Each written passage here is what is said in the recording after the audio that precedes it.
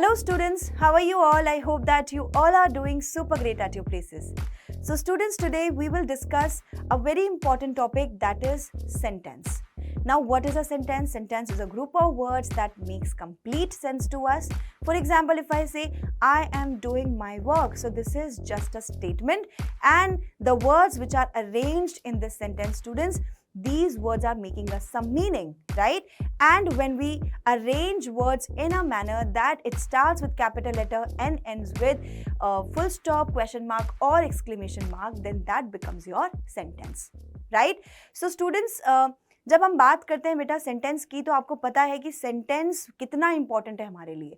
हम जो भी बात करते हैं, जो भी हमारे थॉट्स, आइडियाज़ होते हैं, उनको दूसरे तक पहुंचाने के लिए हमें किसकी ज़रूरत होती है?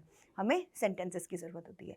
अब आपको पता है कि सेंटेंसेस वर्ड से मिलके बने होते हैं। वर्ड्स किससे मिलके बना होता है? लेटर से मिलके बने होते हैं। सो ये एक बहुत बड़ी चेन है बेटा, है ना?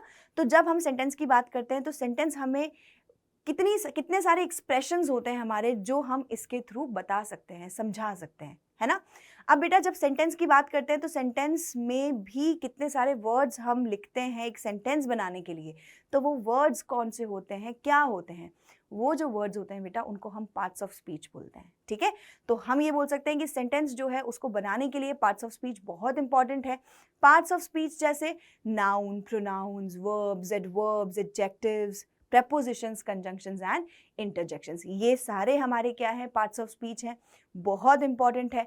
हर एक सेंटेंस में आपको इनमें से कुछ कुछ पार्ट जो है वो हमेशा मिलेगा ही मिलेगा, है ना? अब आप देखें यहाँ पे nouns, pronouns, verbs, adjectives, adverbs, prepositions, conjunctions and interjections, है ना?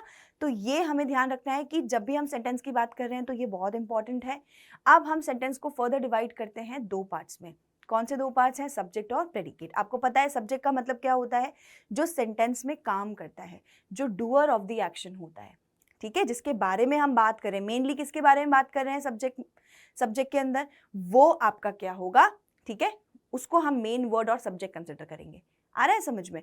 ठीक है। उसके बाद हम बात करते हैं प्रेडिकेट पार्ट की। प्रेडिकेट पार्ट जो है वो हमारी सब्जेक्ट के अंदर एक एक्स्ट्रा इंफॉर्मेशन ऐड करता है कि सब्जेक्ट कर क्या रहा है, वो हमें प्रेडिकेट पार्ट में पता चलता है। अंडरस्टूड? सो अब हम बात करते हैं एक बेसिक जो हमारी डेफिनेशन है, जो मैंने अभी आपको बताया है, that is a sentence is a group of word that makes complete sense. For example, Saumya was born in Mumbai, which is perfectly fine, and the Taj Mahal is a beautiful monument, right? So अब इन sentences में बेटा आप देखिए कि sentence जो है वो capital letter से शुरू हो रहा है, एंड वो फुल स्टॉप से हो रहा है, ठीक है? तो मतलब ये हमारा एक कंप्लीट सेंटेंस है, क्योंकि सेंटेंस के कुछ की पॉइंट्स होते हैं बेटा जो हमेशा हमें ध्यान में रखने चाहिए। जैसे एक सेंटेंस स्टार्ट कैपिटल लेटर से होता है, वो एंड फुल स्टॉप से भी हो सकता है, क्वेश्चन मार्क से भी हो सकता है, और एक्सक्लेमेशन मार्क से भी हो सकता है। अब ये डिवाइड, और हम बोल सकते हैं ये ही डिसाइड करते हैं कि हम कौन सा टाइप ऑफ सेंटेंस पढ़ रहे हैं, ठीक है? तो हमें इन सब चीज़ों का ध्यान रखना है। अब हम बात करते हैं सब्जेक्ट और प्रेडिकेट की। सब्जेक्ट का मतलब अभी मैंने आपको बताया क्या होता है, जिसके बारे में हम सेंटेंस में बात कर रहे हैं, ठीक है? अबाउट whom और what we are talking in the sentence. For example, Chetan Bhagat writes books. Chetan Bhagat यहाँ क्यों लिखा है सब्जेक्ट के नीचे? क्योंकि इस सेंटेंस में हम बात किसकी कर रहे हैं? चेतन भगत की बात कर रहे हैं, तो वो आपका सब्जेक्ट हो जाएगा। अब हम प्रेडिकेट की जब बात करते हैं, प्रेडिकेट बेटा सब्जेक्ट के बारे में हमें इंफॉर्मेशन प्रोवाइड करता है कि सब्जेक्ट कैसा है, क्या कर रहा है, या उसका काम क्या है उस सेंटेंस के अंदर। वो जो भी इंफॉर्मेशन होती है हमें प्रेडिकेट पार्ट से पता चलती है। Predicate tells what the subject does और has. It can also describe what the subject is और इज लाइक। कैसा है सब्जेक्ट वो भी हमें प्रेडिकेट से पता चल जाता है। अब यहाँ पे लिखा हुआ है राइट्स बुक, वो प्रेडिकेट पार्ट के नीचे क्यों लिखा हुआ है? क्योंकि उसके अंदर बेटा वर्ब है और आपका ऑब्जेक्ट है। तो हम इन शॉर्ट ये बोल सकते हैं कि सब्जेक्ट वो होगा जिसके बारे में हम बात कर रहे हैं, जो मेन वर्ड है आपका सेंटेंस के अंदर, और प्रेडिकेट वो होगा जो आपको बताएगा कि सब्जेक्ट कर क्या रहा है, वो हमें प्रेडिकेट पार्ट में पता चलेगा, ठीक है? अब बेटा हमने प्रेडिकेट और सब्जेक्ट को फर्दर डिवाइड किया है सिंपल सब्जेक्ट, कंप्लीट सब्जेक्ट में, ठीक है? जैसे हम बात करें अगर सब्जेक्ट की, तो simple subject and complete subject, ये दो डिवीजन हो गए। प्रेडिकेट की बात करते हैं तो simple predicate and complete predicate, ये भी दो डिवीजन हो गए प्रेडिकेट पार्ट के, ठीक है? अब सिंपल सब्जेक्ट का मतलब क्या होगा? जहां पर हम सिर्फ मेन वर्ड की बात कर रहे हो। कंप्लीट सब्जेक्ट क्या होगा? जहां पे ग्रुप ऑफ वर्ड्स हो, ठीक है, एक्स्ट्रा वर्ड्स हो सब्जेक्ट के अलावा। मेन वर्ड के अलावा अगर एक्स्ट्रा वर्ड हो, सपोज यहाँ पे चेतन भगत है, चेतन भगत के साथ लिखा होता a great writer Chetan Bhagat, तो अ ग्रेट राइटर, ये तो एक्स्ट्रा इन्फॉर्मेशन होगी ना जो सब्जेक्ट के बारे में हमें दी जा रही है, ठीक है, तो वो हमारे क्या हो जाएंगे, उसको हम कंप्लीट सब्जेक्ट बोलेंगे, ठीक है। अब हम आते हैं प्रेडिकेट पार्ट पर।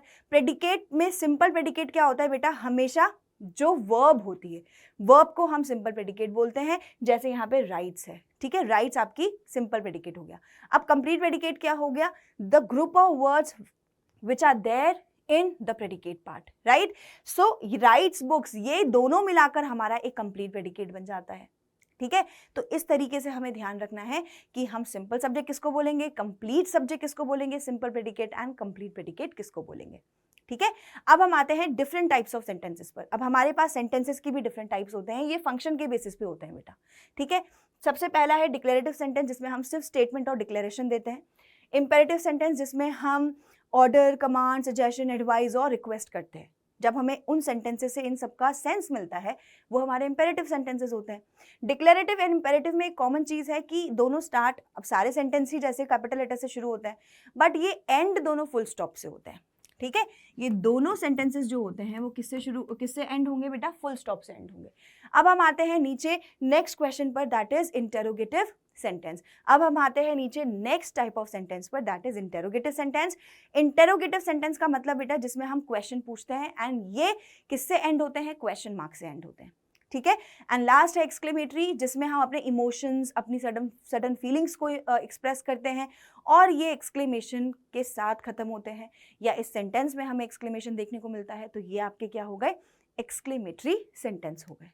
क्लियर हुआ। अब हम इन टाइप्स ऑफ सेंटेंसेस को वन बाय वन पढ़ेंगे। अब सबसे पहले डिस्कस करते हैं डिक्लेरेटिव और असर्टिव सेंटेंसेस। अब मैंने असर्टिव वर्ड यूज किया है, इसका मतलब क्या कि डिक्लेरेटिव को हम असर्टिव भी बोल सकते हैं, असर्टिव को हम डिक्लेरेटिव भी बोल सकते हैं, ठीक है। So sentences that make a statement are known as declarative और असर्टिव सेंटेंसेस। तो ये डिफरेंस नहीं है बेटा दोनों में, दोनों एक ही चीज है, ठीक है। अब हम जब डिक्लेरेटिव को फर्दर डिवाइड करते हैं तो हमारे पास दो टाइप्स निकल कर आते हैं। Number one is affirmative, another one is negative. Understanding, दो पार्ट्स हैं डिक्लेरेटिव के, एक affirmative sentence and next is negative sentence. Clear.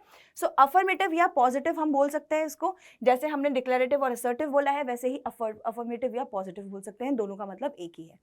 अब for example, it is very cold today, आज बहुत ज्यादा ठंडा है, एक जस्ट अ स्टेटमेंट, इसमें कोई बड़ी बात नहीं है, इसमें कोई नेगेटिव वर्ड नहीं है, तो नेगेटिव वर्ड नहीं है, नॉर्मल स्टेटमेंट है, तो ये कौन सा टाइप ऑफ सेंटेंस हो जाएगा आपका, टाइप ऑफ सेंटेंस तो डिक्लेरेटिव ही रहेगा, लेकिन उसमें भी कौन सा पर्टिकुलर हो जाएगा, पॉजिटिव सेंटेंस या फिर अफर्मेटिव सेंटेंस। क्लियर। अब हम आते हैं नेगेटिव सेंटेंस में, जिसमें नेगेटिव वर्ड होगा यानी कि नॉट होगा, और अगर वो होगा तो आपका वो कौन सा टाइप हो जाएगा, नेगेटिव सेंटेंस हो जाएगा, which comes in declarative sentence और which is the part of declarative sentence. Clear? So ये आपका है बेटा declarative sentence. अब हम आते हैं next type of sentence में, that is imperative sentence, in which we show command, order, request, advice or suggestion, or from which we get these types of ideas or thoughts. Clear? जब हमें इनका sense मिलता है तो हमें हम कौन सा सेंटेंस डिस्कस कर रहे होते हैं, imperative sentence. Clear. For example, अगर हम ऑर्डर कमांड की बात करें, अगर जो ऑफिसर्स होते हैं वो अपने सोल्जर्स को कैसे कमांड करेंगे, fire, so this is the command, ठीक है। अब आप अपने छोटे भाई बहन को ऑर्डर दे सकते हो, shut up, go and get me a glass of water, so this is word, like it depends on the tone as well, no, कि आप कैसे बोल रहे हो। उसके बाद है रिक्वेस्ट, आप रिक्वेस्ट करते हो, जब किसी से कुछ आपको काम है, आप उससे रिक्वेस्ट पोलाइट तरीके से आप उससे पूछते हो, क्या पूछते हो, प्लीज हेल्प मी, आप उसको रिक्वेस्ट कर रहे हो, प्लीज हेल्प मी, मेरी मदद करो, तो प्लीज वर्ड क्या है, क्या शो कर रहा है आपको, रिक्वेस्ट शो कर रहा है। नेक्स्ट इज एडवाइस और सजेशन। एडवाइस और सजेशन कैसे, राइट नीटली, ये सजेशन है बेटा कि राइट नीटली, तुम्हें अच्छे से लिखना चाहिए, ठीक है, you should take care of yourself, ये भी एक सजेशन है कि तुम्हें अपना ध्यान रखना चाहिए। तो ये क्या हो गया, ये आपका एडवाइस और सजेशन हो गया। ये किसके अंदर आता है, इंपेरेटिव सेंटेंस के अंदर आता है, ये हमें ध्यान रखना है। क्लियर। अब इसमें भी हमने क्लियरली देखा कि सेंटेंस स्टार्ट हो रहा है कैपिटल लेटर से और एंड हो रहा है फुल स्टॉप से, जैसे डिक्लेरेटिव हो रहा था, ठीक। अब चलते हैं नेक्स्ट पर, that is exclamatory sentence. Exclamatory sentence क्या होते हैं, जिसमें हम फीलिंग्स, अपने इमोशंस, उनको एक्सप्रेस करते हैं थ्रू सेंटेंसेस। ठीक है, इसमें बेटा एक्सक्लेमेशन मार्क होता है, आपको पता है एक्सक्लेमेशन मार्क क्या होता है, this is your exclamation mark. ठीक है, तो ये सबको पता है। Exclamatory sentences are used to express strong feelings such as admiration, surprise, appreciation, sadness and anger. ये तो कुछ ही फीलिंग्स है, और भी बहुत सारी फीलिंग्स होती हैं, कंफ्यूज होते हैं हम, कभी बहुत एक्साइटेड होते हैं, तो ये सब चीज़ें हम एक्सक्लेमेटरी सेंटेंसेस के थ्रू एक्सप्रेस कर सकते हैं। For example, how hard he works, कितनी मेहनत करता है वो। तो जब हम उसको इस तरीके से बोलेंगे, ऐसी फीलिंग्स को एक्सप्रेस करते हुए बोलेंगे, तो वो आपका एक्सक्लेमेटरी सेंटेंस हो जाएगा, and it is ending with exclamation mark, you can see over there, right? Next we have what a match it was, what a match it was. So this is what it is ending with exclamation mark, and the way we are expressing ourselves, वो हमें क्या show कर रहा है, that this is your exclamatory sentence, right? Next we have students interrogative sentence, the last type of sentence, जिसको हमने further divide किया है 3 parts में. Number 1 is yes no questions, next one is WH questions, and last one is choice or alternative questions. अब interrogative तो समझ ही गए होंगे आप क्या होता है, जिसमें हम क्वेश्चन पूछते हैं बेटा। जब हम क्वेश्चन पूछते हैं किसी से, तो वो आपका इंटेरोगेटिव सेंटेंस होता है। N interrogative sentence is one that ask a question. For example, do you play basketball, मैं आपसे पूछ रही हूँ क्या तुम बास्केटबॉल खेलते हो, तो ये क्या है, ये आपका इंटेरोगेटिव क्वेश्चन है, क्योंकि ये क्वेश्चन पूछ रहा है। अब इसके भी बेटा 2 तरीके होते हैं। एक तो ये हो गया कि सेंटेंस जो है वो किससे शुरू हो रहा है बेटा, हेल्पिंग वर्ब से शुरू हो रहा है, एंड एंड हो रहा है क्वेश्चन मार्क से, जो हमेशा होगा इंटेरोगेटिव सेंटेंस। ठीक है, अब आते हैं हम सेकंड वाला जो टाइप है, जो मैंने अभी आपको बोला था, WH वर्ड। अब आपको यहाँ दिख रहा होगा that we have WH word before us. Which का मतलब क्या, कौन सा, which is your favourite sport, तुम्हारा कौन सा स्पोर्ट फेवरेट है। तो यहाँ पर आपसे क्वेश्चन पूछा जा रहा है। बट डिफरेंस क्या है बेटा, कि जब हम हेल्पिंग वर्ब वाले सेंटेंसेस की बात करते हैं, उसमें हमें आंसर सिर्फ येस और नो में देना होता है। जैसे डू यू प्ले बास्केटबॉल, मैं आपसे आंसर क्या एक्सपेक्ट कर रही हूँ कि आप मुझे बस इतना बोलो कि येस और नो, आपको पसंद है या नहीं है, या आप खेलते हो या नहीं खेलते हो, येस और नो। लेकिन जब मैं आपसे पूछ रही हूँ which is your favourite sport, तुम्हारा स्पोर्ट कौन सा फेवरेट है, कौन सा गेम तुम्हें पसंद है, तो वो तुम मुझे प्रॉपर्ली एक नाम बताओगे, मैम ये वाला पसंद है। ठीक है, तो वहां पर जब हम डिस्क्रिप्टिव आंसर एक्सपेक्ट करते हैं, वो हमारा WH वर्ड क्वेश्चन होता है। ठीक है, अब हम आते हैं हमारे टाइप्स पर, टाइप्स ऑफ इंटेरोगेटिव्स। ठीक है, इसमें क्या क्या है, सबसे पहले वर्बल येस और no questions in which we simply expect answer in yes और no. Next is WH questions in which the sentence starts with WH word, it is followed by helping verb, then subject and the rest of the sentence. Next is choice and alternative question in which हमें choice बेटा question के अंदर ही मिल जाती है, हमें उसमें से ही choose करना है कि हमें ये करना है या ये करना है। आ रहा है समझ में। अब हम तीनों पार्ट्स को 1 बाय 1 पढ़ेंगे। सबसे पहले येस नो क्वेश्चंस, जिसमें सबसे पहले हेल्पिंग वर्ब आती है, जैसे मैंने अभी आपको पहले बताया। सबसे पहला जो स्टेप है इसको फॉर्म करने का, इस टाइप ऑफ सेंटेंस को फॉर्म करने का, वो है हेल्पिंग वर्ब लिखना। ठीक है, उसके बाद सेकंड वर्ड जो होगा वो सब्जेक्ट होगा, it will be followed by a subject and then it will be followed by a verb and then the rest of the sentence. Understood? This is the formation of any of the interrogative type of questions. ठीक है, अब जब हम WH की बात करेंगे तो WH को बस हमें इसके आगे फिक्स करना है, इसके बाद हमारा WH वर्ड का स्ट्रक्चर भी कंप्लीट हो जाता है। अब एग्जांपल हम यहाँ पर देख रहे हैं, इज रितिका वेरी इल। अब आप यहाँ पर देखिए that the sentence is starting with helping verb followed by subject, very ill is your rest of the sentence. ठीक है, रेस्ट ऑफ द सेंटेंस ये आपका हो गया। इसमें आपके पास क्या है, very is your adverb and ill is your adjective. ठीक है, तो ये भी तो एक आपके सेंटेंस का पार्ट हुआ ना। तो ये क्या हो गया बेटा, इसमें हम नॉर्मली पूछ रहे हैं, आपका आंसर येस हो सकता है या फिर नो हो सकता है, कि रितिका का मतलब वाकई में ज़्यादा इल है, बीमार है, तो आप बोलोगे येस और no, that's all. Next is do many rich people evade income tax. तो ये क्या है, इसमें भी हम क्या कर रहे हैं, स्टार्टिंग हम हेल्पिंग वर्ब से कर रहे हैं, एंड हम क्वेश्चन मार्क से कर रहे हैं, और स्ट्रक्चर वही रहेगा बेटा। आपके पास सब्जेक्ट होगा, ठीक है, जो किसको फॉलो करेगा, हेल्पिंग वर्ब को। जैसे स्टार्टिंग में हेल्पिंग वर्ब है, फिर सब्जेक्ट होगा, फिर वर्ब होगी, एंड देन फिर रेस्ट ऑफ द सेंटेंस होगा। ठीक है, इस तरीके से हमें फॉर्मेशन पर ध्यान देना है, और आंसर किस तरीके से हमको देना है, that is also very important. Clear? Now the next type of sentence is WH questions, next type of interrogative sentence. So such questions begin with a question word, that is WH word, and हमारे पास कुछ यहाँ पे WH words हैं, and they are where, when, why, how, who, whom, which and what. अब आपको लग रहा होगा कि मैम ने तो एक वर्ड एनसर्कल कर दिया है, दैट इज हाउ, और हाउ तो WH से शुरू नहीं हो रहा है। लेकिन बेटा WH से शुरू नहीं हो रहा है, लेकिन ये एक्सेप्शन है आपका। WH वर्ड फैमिली में हाउ एक एक्सेप्शन होता है। क्यों? क्योंकि बेटा यहाँ पर ये जो है ये स्टार्ट तो आपका H से होता है, बट इसको हम काउंट WH में ही करते हैं। तो जब भी आपको अगर हाउ मिले तो ये आपका WH वर्ड ही होगा, ठीक है, ये हमें ध्यान रखना है। अब हम एग्जाम्पल पे आते हैं। Why do birds come to India in winter? Winter में जो बर्ड्स हैं वो इंडिया क्यों आती हैं? तो हम यहाँ पे रीजन पूछ रहे हैं और स्टार्टिंग ये WH वर्ड से हो रहा है। फिर आप देखेंगे helping verb is also there, फिर सब्जेक्ट है, फिर उसके बाद हमारी verb and the rest of the sentence ending with question mark. तो ये प्रॉपर स्ट्रक्चर हो गया हमारा WH वर्ड का। तो फोकस करना है कि जब WH वर्ड का सेंटेंस आप फॉर्म कर रहे हो तो वो WH वर्ड से शुरू होना चाहिए, उसके बाद हेल्पिंग वर्ब आनी चाहिए, then subject, then verb and the rest of the sentence according to the need of the structure. Clear?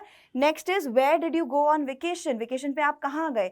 तो यहाँ पर हम उससे रीजन पूछ रहे हैं, तो इसमें हमें डिटेल में आंसर देना है। येस और नो का काम नहीं है बेटा वो, ठीक है। हमें इसमें क्या करना है, इसमें डिटेल में हमें आंसर देना है। इसलिए क्वेश्चन पूछा गया है where did you go on vacation? Vacation में तुम कहाँ गए थे? तो हमें उस प्लेस को डिस्क्राइब करना पड़ेगा जहां पर हम गए थे, right? So this is your WH word question type, right? Now we have the last part of interrogative sentence and that is alternative questions, या फिर हम बोल सकते हैं चॉइस वाले क्वेश्चंस को, ठीक है। So it is a type of questions, interrogative ही होता है, that offers the listener a close choice between 2 और मोर ऑप्शंस।